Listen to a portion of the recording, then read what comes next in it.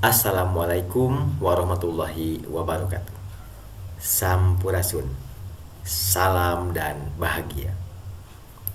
Bapak dan Ibu guru hebat, tidak terasa program pendidikan guru penggerak angkatan 5 yang kita ikuti ini sudah sampai pada modul 3.1. Di sini kita belajar mengenai pengambilan keputusan berbasis nilai-nilai kebajikan sebagai seorang pemimpin.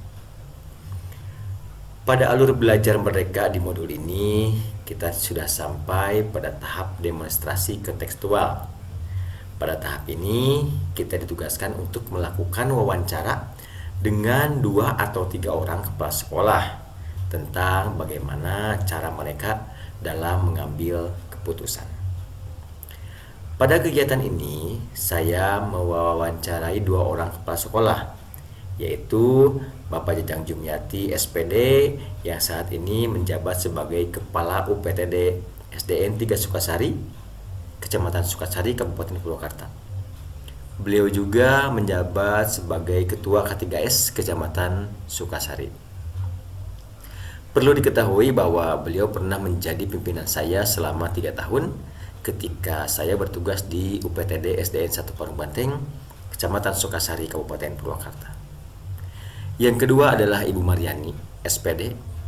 Beliau adalah pimpinan saya saat ini yang bertugas di UPTD SDN 2 Kutamanah, Kecamatan Sukasari, Kabupaten Purwakarta. Adapun tujuan utama dari wawancara ini adalah dengan melakukan analisis terhadap jawaban dari para kepala sekolah yang saya wawancarai, saya dapat mempertebal pengetahuan dan kompetensi saya mengenai pengambilan keputusan yang berbasis nilai-nilai kebajikan. Seperti apakah kegiatan wawancara yang kami lakukan? Mari kita simak bersama.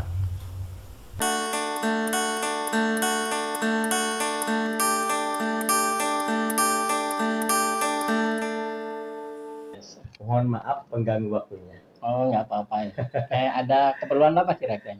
Begini Pak, saya kan sedang mengikuti program pendidikan guru penggerak angkatan 5 Iya, Purwakarta. iya. Nah, kebetulan sekarang kami sudah sampai ke modul 3.1, Oh, yaitu pembelajaran tentang pengambilan keputusan itu, tentang pengambilan keputusan sebagai seorang pemimpin. Iya, Nah, iya. di modul tersebut kami sudah belajar banyak hal sebenarnya, tapi kan itu sifatnya teori saja. Oh, iya. Nah, di sini saya ingin mempertebal pengetahuan saya dengan langsung mewawancari Bapak sebagai kepala sekolah yang tentunya sudah sering mengambil berbagai keputusan gitu, Pak. Ya, Nah, jadi ingin berbagi pengalaman gitu loh untuk menebalkan pengetahuan saya gitu, Pak. ya. Mungkin akan jawab sesuai dengan pengetahuan Nah, Bapak sih. itu yang saya harapkan. Jadi sesuai dengan pengalaman Bapak. Pengalaman pengetahuan Nah, gitu ya. kebetulan kan Bapak sekarang menjabat sebagai kepala sekolah di SDN 3 Sukasari ya, Pak ya. Iya, iya, iya. Sekaligus juga sebagai ketua K3S. Ya, Iya. nah, Saya harap Bapak tidak keberatan kalau saya nanti bertanya gitu ya. insya Allah, insya Allah. Dan mohon izin juga direkam dan mungkin nanti akan masuk ke media sosial, tidak apa-apa. Enggak apa-apa. Oke, siap. Mungkin kalau yang bisa dijawab ya. Oke. Kalau yang nggak bisa mungkin ya, mohon maaf itu aja. Oke, pertanyaan pertama Pak, bahwa dalam istilahnya dalam pengambilan keputusan itu biasanya kita akan dihadapkan oleh dua pilihan Pak. Iya, iya. Pilihannya itu mungkin ada benar dengan benar ya, Iya, ya. atau ada juga benar dengan Yang salah. Nah, Iya. ingin yang saya perdalam itu mengenai pilihan di mana kita itu ada dihadapkan kepada pilihan yang sama-sama benar, Pak. Dua pilihan tapi sama-sama benar. Itu kan bikin kita bingung ya. Approach konflik ya. Nah, gitu. Itu kan itu kami menyebutnya sebagai dilema etika. Nah, Iya. kira-kira Bapak pernah nggak mengalami hal seperti itu, Pak? Baiklah ya. Ya dari pengalaman kita bekerja sebenarnya itu selalu ada sih. Oh iya.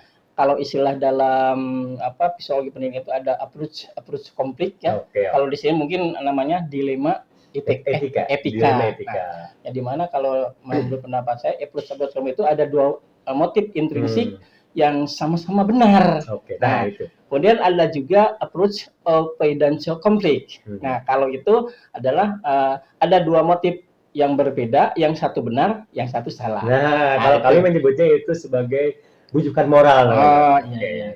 Itu. Jadi Bapak pernah mengalami hal seperti itu ya? Mungkin banyak yakin, banyak ya. Ya, di antaranya ya banyaklah seperti itu ya. Yang akan ditanyakan? Selanjutnya intinya Bapak untuk membedakan ini termasuk dilema etika, ini termasuk rujukan moral, itu bagaimana caranya Pak? Mungkin dari hal ininya ketika kita menghadapi situasi yang seperti itu ya yang dilema etika ini akan ada nilai-nilai yang bertentangan, ada yang positif ada yang negatif gitu ya. Nah dalam ini seperti nilainya ada seperti cinta kasih sayang gitu ya, nilai-nilai persatuan, toleransi, tanggung jawab itu pasti ada di dalam approach konflik tersebut ya, dalam dilematika tersebut gitu. Jadi untuk membedakannya adalah Bapak mungkin melihat ya, oh ini benar dengan benar, ini gitu. Benar dengan salah, ya, itu perbedaannya itu ya. Oke. Selanjutnya Pak, selanjutnya bagaimana cara Bapak untuk mengambil keputusan gitu dari dua pilihan yang sama-sama benar tersebut Pak? Bagaimana caranya tuh? Tekniknya barangkali ya.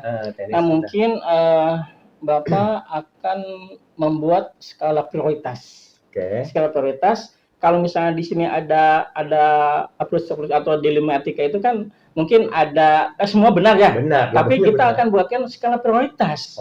Mana yang paling benar? Nah, ada yang paling benar, ada yang mungkin ada yang di bawah gitulah barangkali. Jadi mungkin mana untuk yang yang paling penting atau buat orang banyak ya gitu. Yang paling penting karena buatkan yang mana yang lebih penting, yang paling urgen gitu. Yang paling urgen itu paling urgen. Jadi itu ya intinya. Nah, itu. Jadi prioritas utama yang mana nih? Ya, gitu. Itu yang akan diambil dijadikan keputusan. Gitu. Selanjutnya ada nggak langkah-langkah mungkin prosedurnya seperti apa nih Pak? Apakah langsung aja ketika ada masalah langsung udah putuskan ini atau ada tahapan-tahapannya gitu Pak? Mungkin dari mana dulu kita mulainya? Itu tergantung situasi. Gimana maksudnya? Tergantung situasi begini. Kalau memang misalnya itu permasalahan itu approach konflik tersebut bisa diselesaikan sekarang lebih cepat lebih baik. Itu pendapat Pak. Ya. Adapun cara mengambil keputusannya mungkin Bapak seperti tadi skala prioritas, skala prioritas baru ambilkan musyawarah untuk musyawarah dengan rekan-rekan kerja. Jadi intinya musyawarah ya Pak? Musyawarah. Ya, pokoknya kalau tidak musyawarah mungkin nanti istilahnya ada yang pro dan kontra. Betul. Ya pasti. Nanti gitu. Bagaimana kepala sekolah kok ngambil keputusan sendiri? Gitu. Bagus. Selanjutnya ada tidak Pak hal-hal yang menurut Bapak yang paling efektif nih untuk mengambil suatu keputusan di luar apa ya mungkin kalau musyawarah mungkin ya terlihat seperti ribet ya Pak ya. Ada nggak hal lain yang lebih efektif gitu? Atau tetap harus musyawarah atau bagaimana? Enggak. Kalau Bapak prinsipnya mengambil suatu sebagai pimpinan itu, yang pertama adalah setelah musyawarah ya. Kemudian yang kedua secara namanya instruksi gitu.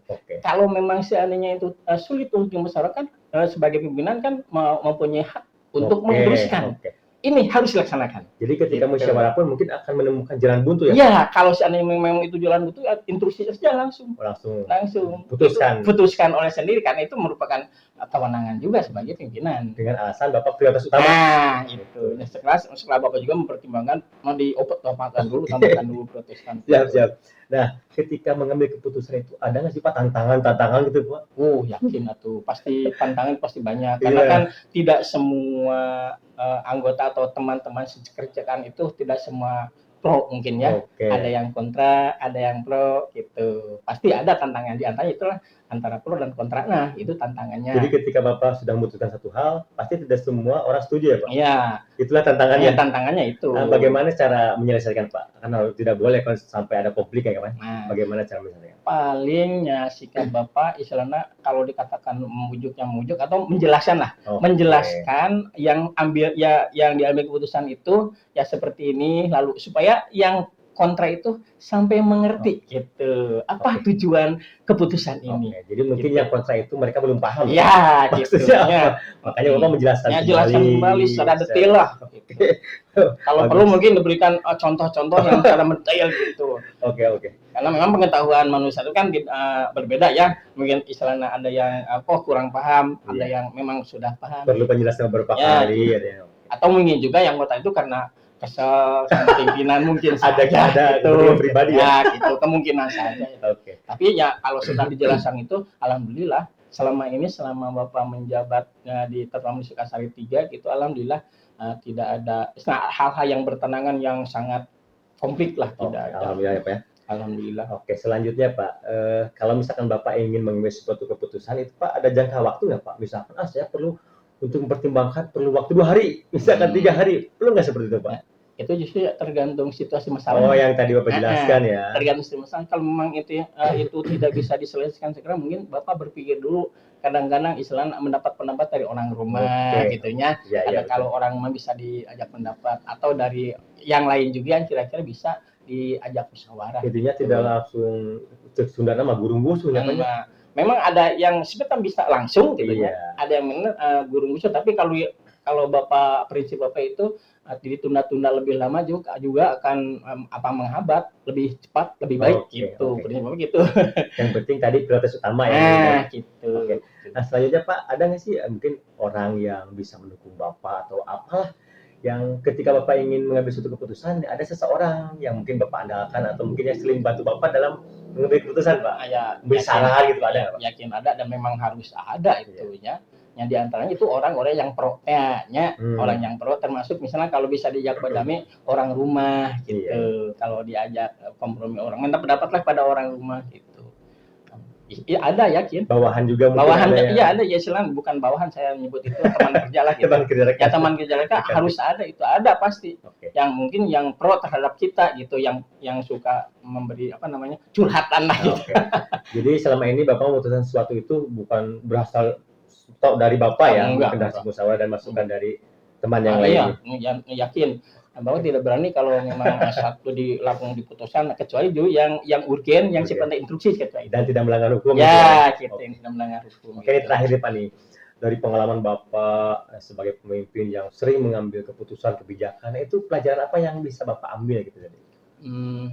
Ya kalau diambil itu pelajarannya, salah Bapak rasa itu dapat ada hikmahnya itu bersifat demokratis lah. Musyawarah gitu, demokratis. Kemudian dari yang bisa dipelajari itu ya demokrasi, musyawarah, dan kekeluargaan barangkali. Iya. Bapak pernah nggak berpikir bahwa ternyata keputusan yang kita ambil itu ternyata tidak semua orang setuju ya? Iya. Mungkin ada Bapak pernah mengalami hal seperti itu? Mengalami, tapi semuanya beres ya Pak ya? Beres. Justru tadi itu kalau ada pendekatan kemudian diberikan penjelasan gitu, supaya justru yang kurang setuju terhadap pendapat itu mengerti gitu. Jadi poin utamanya ketika pengambilan keputusan itu adalah nilai utamanya adalah demokratis. Musyawarah ya Pak? Ya, betul. Itu harus musyawarah. Jangan merasa bahwa Bapak sebagai pemimpin enak Bapak nggak bisa itu. Ya memang pemimpin itu tidak bisa apatis lah, tidak bisa kumacet dewek gitu. Semua dewek gitu. Ya gitu tuh bisa gitu. Jadi pemimpin Pak. Siap. Terima kasih banyak nih Pak. Banyak sekali pelajaran yang saya ambil dari obrolan kita kali ini gitu. Nah, saya juga minta doanya supaya nanti ketika misalkan saya punya nasib menjadi pemimpin, saya ingin didoakan supaya jadi pemimpin yang bijaksana. Amin. Bisa mengaplikasikan ilmu-ilmu yang saya dapat di program berbagai ini. Yang mudah-mudahan ilmu yang Bapak berikan, jawaban mudah-mudahan juga bermanfaat ya. Sangat bermanfaat. Terima kasih Pak. Ya. Saya pamit. Assalamualaikum. Waalaikumsalam.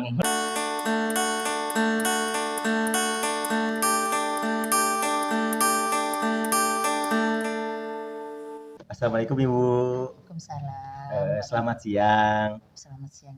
Mohon maaf bisa mengganggu waktunya mungkin? Bisa. Ada beberapa hal yang ingin saya tanyakan terkait dengan pendidikan guru penggerak yang saya jalankan sekarang ini. Jadi kemarin itu saya belajar tentang suatu materi tentang pengambilan keputusan oleh seorang guru atau seorang pemimpin. Nah, di sana kan saya hanya belajar tentang teori saja ya. Nah, untuk mempertebal pengetahuan saya, selanjutnya saya akan melakukan wawancara dengan beberapa kepala sekolah ya, termasuk Ibu sebagai pimpinan saya gitu ya. Nah, apakah Ibu bersedia untuk diwawancara? Siap. Terus mohon izin juga ini direkam dan mungkin akan masuk ke media sosial gitu. Tidak apa-apa, Bu. Oke, terima kasih. Nah, begini Ibu. Yang saya pelajari dalam modul tersebut dikatakan bahwa ketika mengambil sebuah keputusan itu, maka kita akan dihadapkan kepada dua hal yang berbeda. Yang pertama itu ada dilema etika dan ada bujukan moral ya Bu. Kalau dilema etika itu kita harus memutuskan antara dua pilihan yang sama-sama benar. Yang pilihan pertama benar, yang pilihan kedua pun benar.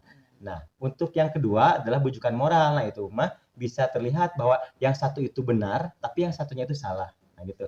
Nah, pertanyaan saya adalah bagaimana cara Ibu membedakan gitu atau membedakan keputusan tersebut masuk ke dilema etika atau masuk ke bujukan moral? Itu pertanyaan pertama. Silakan, bagaimana menurut Ibu? Biasanya kasus yang merupakan dilema etika, situasinya adalah benar lawan benar.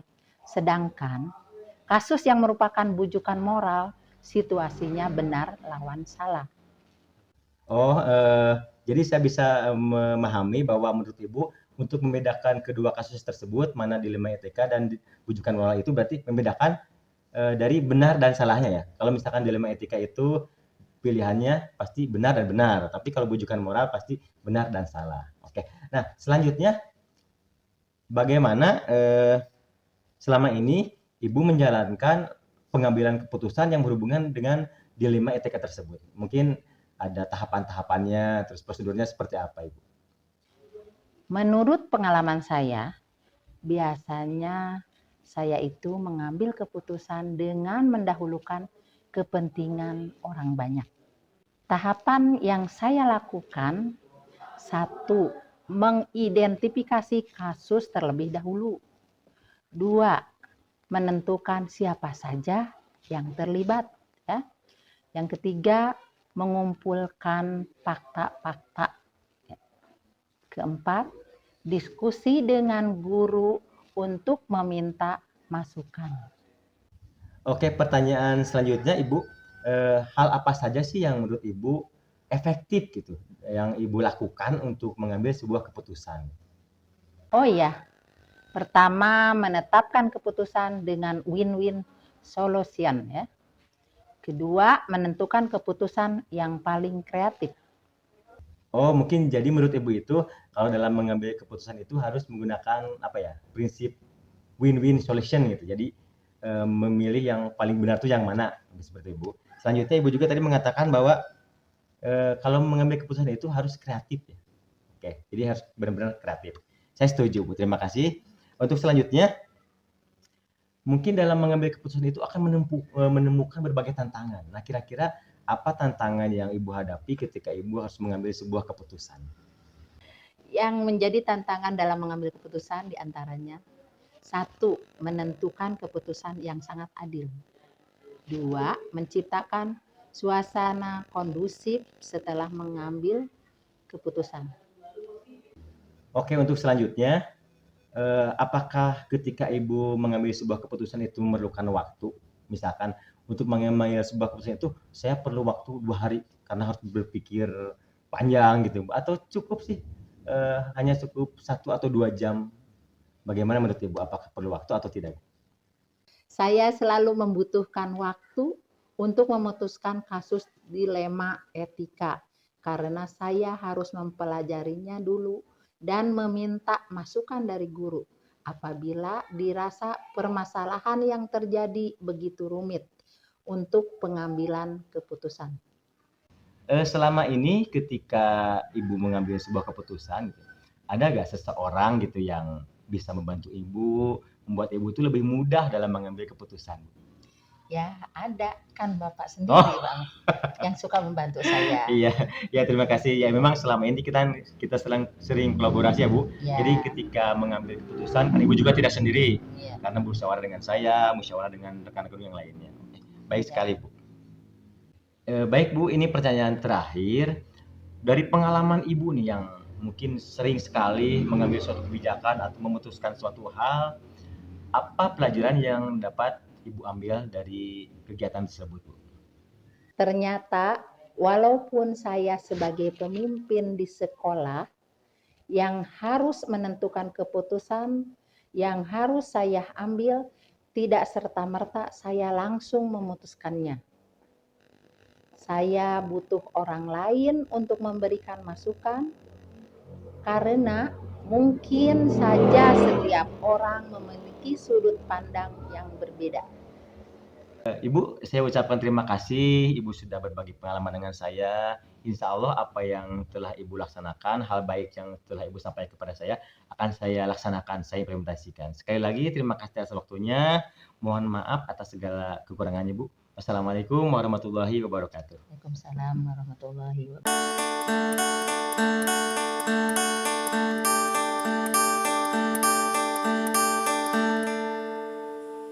Bapak dan Ibu guru hebat, sekarang tibalah saatnya kita akan menganalisis jawaban dari kedua kepala sekolah yang sudah saya wawancari.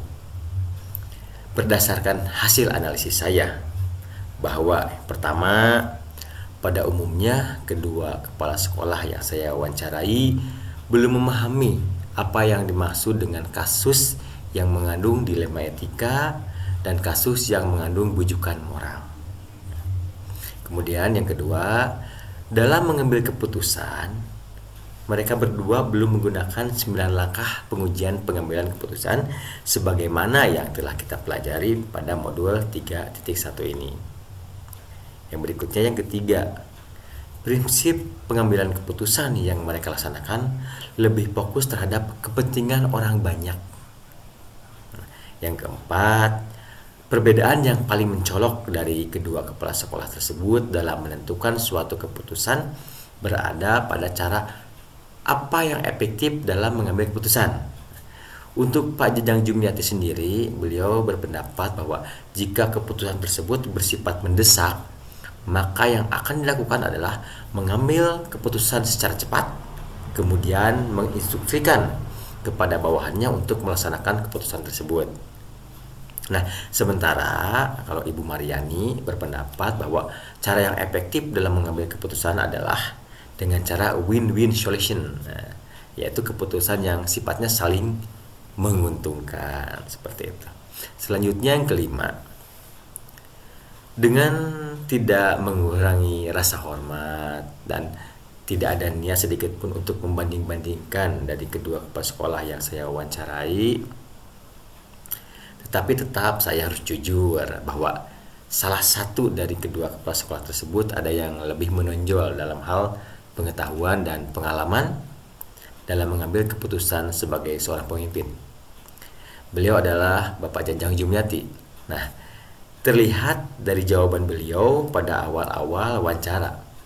Beliau itu menyampaikan dua istilah yang sebenarnya istilah tersebut sama dengan istilah dilema etika dan bujukan moral yang telah kita pelajari dalam modul 3.1 ini.